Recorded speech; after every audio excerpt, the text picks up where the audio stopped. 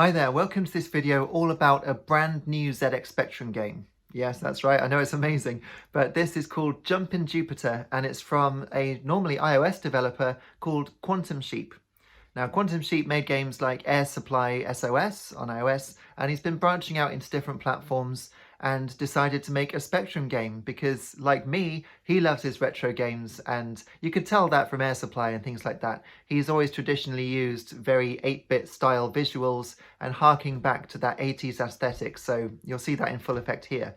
So, full disclosure, while I was making my iPhone games back in 2011 and 2012, on the Game Salad forums, Quantum Sheep was a very prominent voice, and so he helped me a lot more than he knows. But I also thanked him afterwards, and since then we've become Twitter friends. So although I've never met him in person, I do feel that I sort of know him, and so this review isn't going to have a score on it. So just so you understand, that's what's going on there. So, because as you'll see if I start the game, Quantum Sheep loves his tea, as you'll know if you follow him on Twitter. And you can see there's blue cups of tea in the game up here.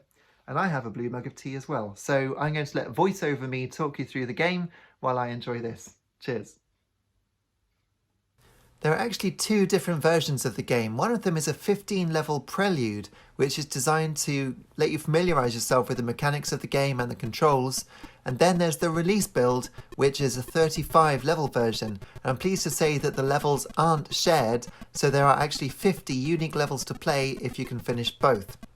Now, the game itself was built in Jonathan Caldwell's platform game designer engine, which actually doesn't support sound effects, but it does have some 48K music. Now, Quantum Sheep tells me that higher quality music might be added later for a 128K version, and, well, personally, I just love how the superior music is only possible on the 128K model, because it makes me feel like I'm back in 1990 again. That's really cool. But this is 2020, so I'm playing this on my ZX Spectrum Next, and if you're interested in seeing my review of that hardware, then just click the tab up there or wait for the link at the end. Not that you have to play it on a Next though. Anyone watching this video can play Jumpin Jupiter on an emulator thanks to Quantum Sheep's distribution of the game in the familiar .z80, .tap and .sna files. They load on my Next with no issues whatsoever, and after a few taps of return, you're straight into the action. Quantum Sheep actually recommends ZXSP as his emulator of choice, as he tells me that Fuse actually tends to slow the game down for whatever reason. Speaking of which, if you use the Next's processor boost modes, that's quite a tongue twister, it makes the music faster and higher pitched. But it doesn't actually change the speed of the action itself. But if you turn off the music on your TV, because it's a bit weird to listen to when it's so high pitched, the increased processor speed does eliminate a lot of the sprite flicker, so it's actually worth doing if you have the option and you don't mind not listening to the music. The game will actually run on a 48K Spectrum if you have the means to load it, and whatever you play it on, it actually feels like a vintage Spectrum-era platform game, especially as it plays out on single screens with a ticking time bar at the bottom, which also contributes to your score, because the more time you have left when you reach the goal, the more bonus score you're awarded. You get points for every cup of tea you collect, and I should point out that these are the last cups of tea in the solar system apparently, so you'd better get to saving them, and you need to collect all of the tea in each scene to activate the level exit. There are sometimes locked cages around the exit too, which require you to collect the key. And with all the action taking place on that single screen basis, it's easy to see the key and plan your route to it, but in practice it's not so simple.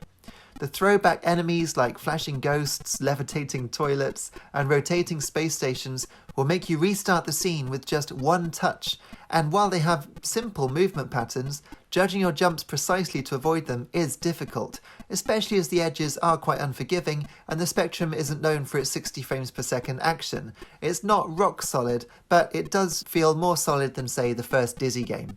Also doesn't feel like the hardware is struggling to run everything, which can't really be said for the likes of Manic Miner.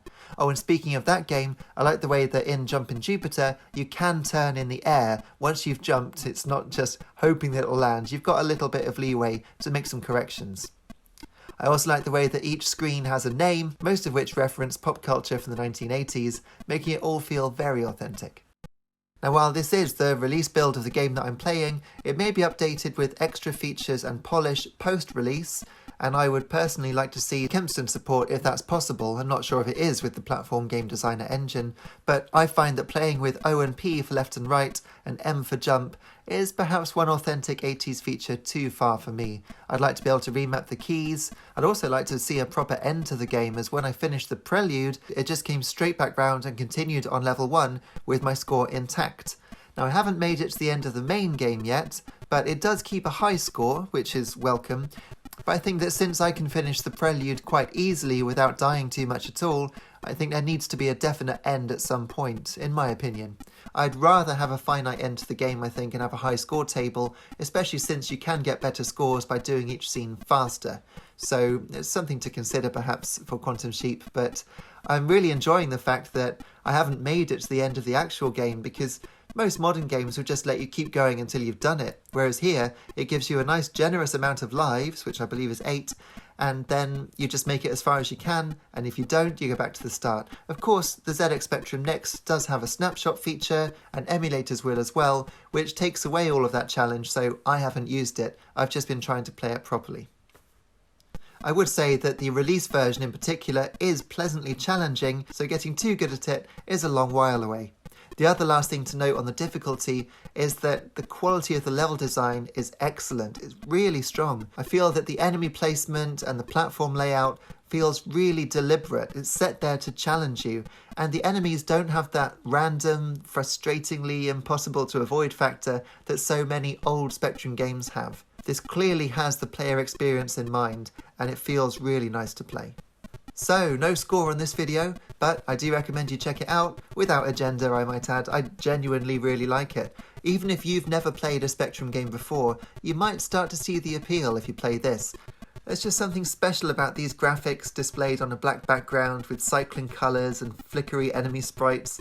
This is exactly what gaming was like when I was a kid, and I really enjoyed the nostalgia rush. So, well done Sheepy, great work. If you'd like to play Jumpin Jupiter, then check out the description on this video for a link to Quantum Sheep's site where you can download it for yourself. Well, that's all for this video. Please hit like and subscribe if you enjoyed it, and do take a look around my channel. I've got more video game videos for you to have a look at, and I'm also keeping a diary as I record my new rock album, which is called The Ghost Train, so please do check that out. Thanks so much for watching, and hope to see you again soon. Cheers.